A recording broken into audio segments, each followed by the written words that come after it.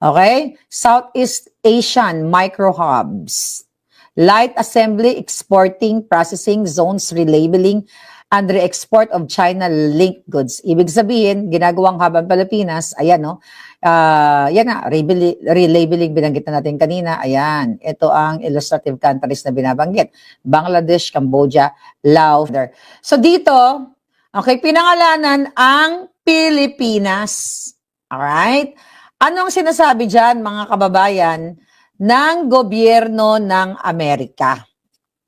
Yung senior advisor ni Trump, na si Peter Navarro, ang sinasabi dyan, okay, nasangkot ang Pilipinas, ang Bangag Administration, noong July 24, ay binigyan tayo ng, ang Pilipinas ay pinatawan dahil sabi ng Amerika ay ang Pilipinas ay nasasangkot sa mga forced labor, 'di ba? Or yung mga underpaid na gumagawa, mga underpaid na mga manggagawa. Saya dinagdagan na naman tayo ng 12.5%.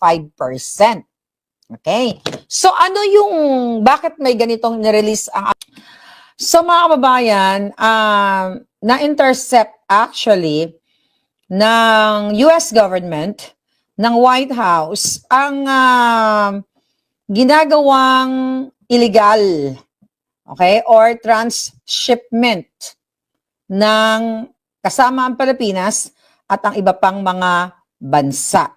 Alright? According dito sa ipapakita natin sa inyo, ang nirelease na statement, I hope nakikita nyo. Nakikita nyo ba yung statement? Ba't wala? Add stage. Okay. So, himayin natin yan, mga kababayan. Alright, ang senior advisor ng aking lolo Trump na si Peter Navarro ay nag-release. Okay, siya ang nito actually, ang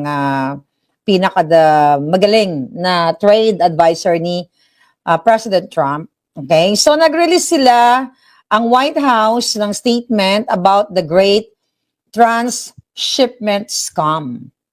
Okay? So, ibig sabihin, mga kababayan, alam niyo naman, di ba, na mas malaki yung pataw na tariff ng Amerika sa China or sa China. Alright, mamaya, okay, siguro, i-discuss muna natin kung saan nagsimula ito. Tinignan natin dito sa documents, okay, kung magkano ba, bago tayo magtuloy-tuloy, ang pinapataw na tariff ng Amerika sa China sa kanilang mga export products. Alright? Or export goods. So, based dito sa document na nakita natin, this is very current.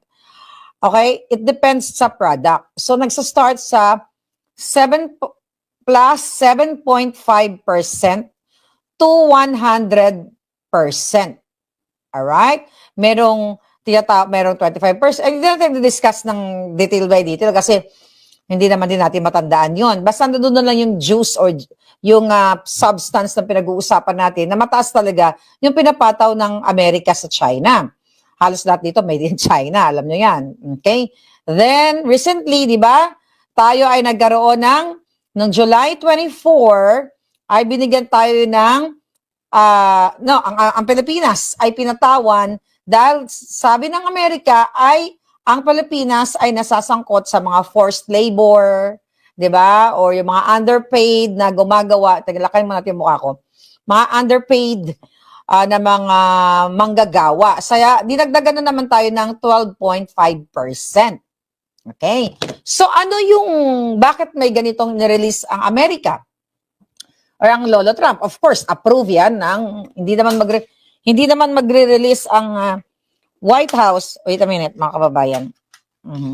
Dali lang. Okay. Hindi naman magre-release ang gobyerno ng Amerika nang wala silang grounds or basis o walang snitch o nagkwento, ganyan. So dito sa pinapakita ko sa inyong statement ng White House, pumunta tayo sa number 9. Okay, let's go to number 9. Alright, let's go to page 9 rather. Page 9. Okay, dyan nabanggit ang Pilipinas. Here we go. I think this one, right? Number 9. No, this one. Okay. So dyan, sa tier 3, Sinasabi dyan na ang mga maliliit o mga oportunistang, okay, Chinese targets.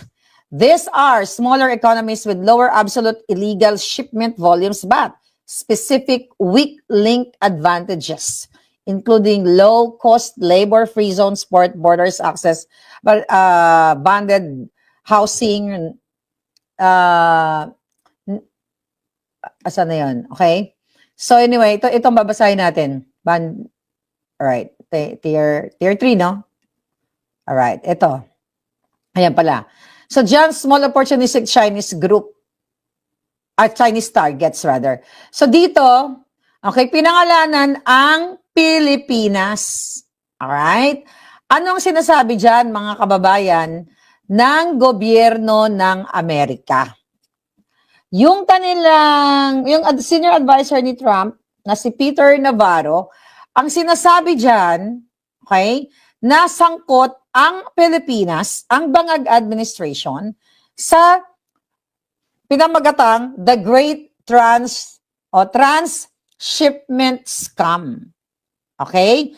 Yan documents na pinapakita ko sa inyo from the White House website, mga palangga, yan ang sinasabi na ang Pilipinas ay nakikipagsabuatan, allegedly, but dyan, kinumpara, wala namang allegedly, no?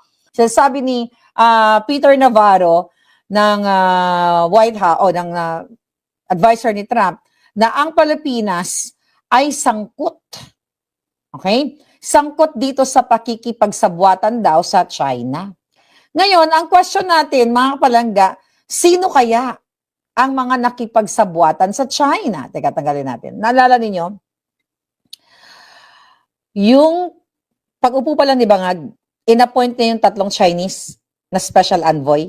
Si Benito Techico, si Michael Ma na walang black and white, meaning walang documents na inappoint niya. Then si Maynard Ngo na later tinanggal nila or na-expire na daw yung whatever appointment, chucho. So ang sistema pala ng ginagawa ng mga malalaking Chinese exporter, okay? Ang ginagawa nila ay nakikipagsabuatan sila sa mga third countries, okay? Meaning kasama nga ang Pilipinas dyan na pinangalanan ng White House. Ang tanong ko sa inyo, magagawa ba ng mga negosyante, okay? Mga Chinese businessmen, okay, na makipagsabuatan sa Pilipinas kung walang basbas ng Bangag Administration? I don't think so. Pero bago tayo magtuloy, hinahanap ko lang yung 3 dati na pinakita ko sa inyo, si Techico. Meron tayong video nun eh. Kaya sabi ko sa inyo, sindikato, taga itong gobyernong ito. Where is that? Techico. I think this one. Ito.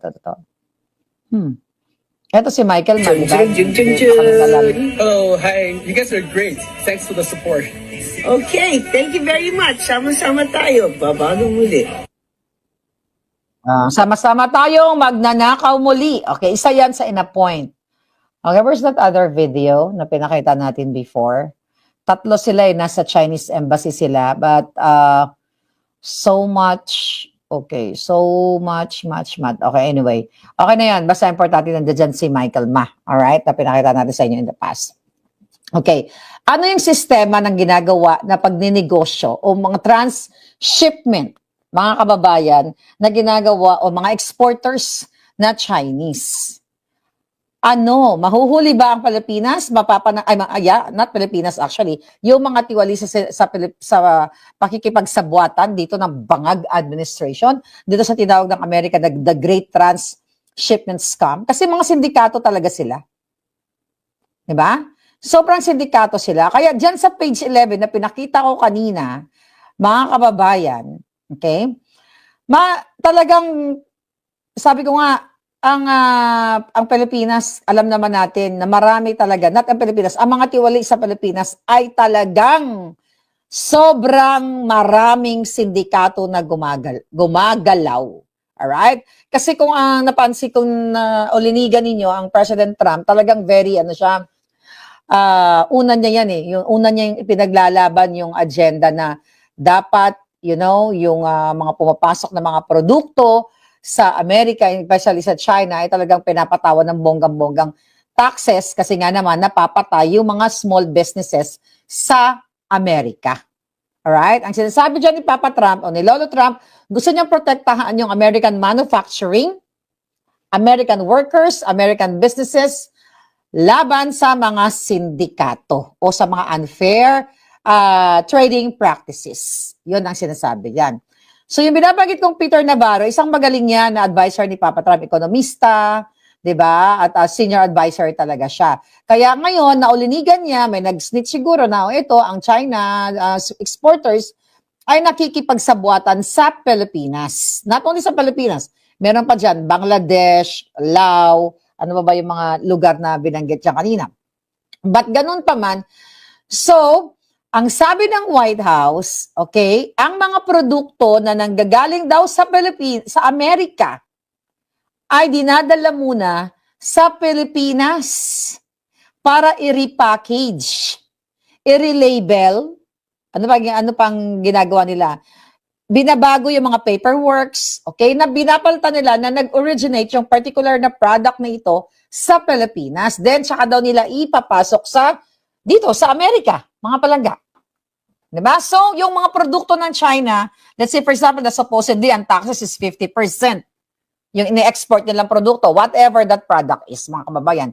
Diba, nabasa nyo kanina, binasa ko sa inyo kanina, ang pinapataw na tariff sa China is like from 7.5 to 100%. Meaning, you know, kung 1 million yung halaga ng produkto nila, 1 million din. So, times 2, right?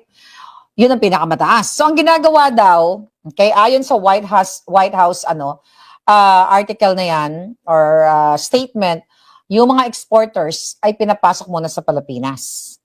Ngayon, ang question ko sa inyo, sino ba ang sindikato sa Pilipinas? Hindi ba ang bangag?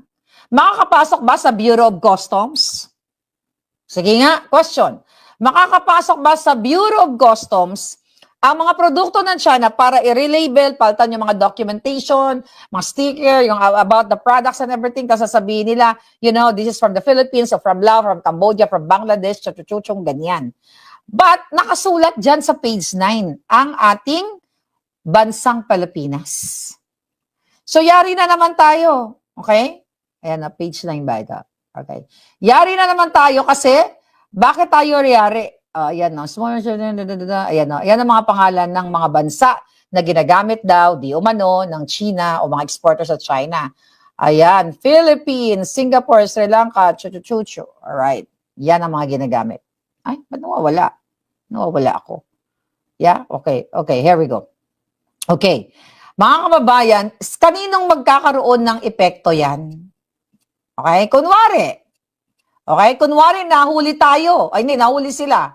Yung mga kawatan, di ba? Nahuli sila na, pinapayagan nila, yung China pala, nag-change ng ganyan, ng kanilang mga shipment, instead of 50% ang tariff na dapat ipapataw sa kanila, naging 12% na lang. So for sure, instead of, siguro nakipagsabuatan itong mga bangag, mga sindikato na bangag, o sige, kasi supposedly 50% ang ibabayad ninyo, nakatipid kayo ng 12.5%, that's 37.5%.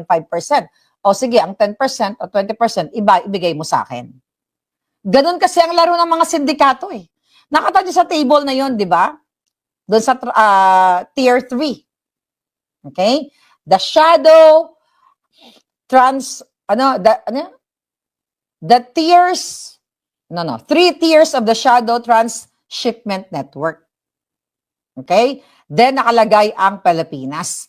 Okay. So, bonggang-bongga na naman, mga kababayan, dahil ang Pilipinas ay naka-flag na naman sa Amerika when it comes to mga illegal activities. Sana nga, dukutin na lang si Bangag, no? Diba? Imaduro na lang ni Trump si Bangag, kung pwede lang. Okay? Kung pwede lang, imaduro na lang niya yan para matapos na yung kahirapan ng Pilipinas. Ikulong na si Bangag. Dahil ang dami namang ninanakaw ng hayop na yan. Right? So, mga palangga, ang malupit dito, paulit-ulit, okay? Paulit-ulit na binabanggit ng Amerika ang Pilipinas dito sa page 11. Tingnan natin, 11. Ay, no. 9 yan. Oh, 9. Page 11. Here we go. Page 11. Okay. This is page 11. Ayan na naman ang Pilipinas. Page 11. This one. All right. Functional architecture of the Shadow Transshipment Network. Ayan, nangunguna. Oh, sila. Oh. Okay. Southeast Asian Micro Hubs. Light assembly, exporting, processing, zones, relabeling, and re-export of China-linked goods. Ibig sabihin, ginagawang hub ang Pilipinas, ayan, no? Yan na, relabeling, binanggit na natin kanina. Ayan, ito ang illustrative countries na binabanggit. Bangladesh, Cambodia, Laos, Philippines, and Sri Lanka. Sabi ko sa inyo, hindi yan mangyayari kung hindi babasbasan ni Bangag. Diba?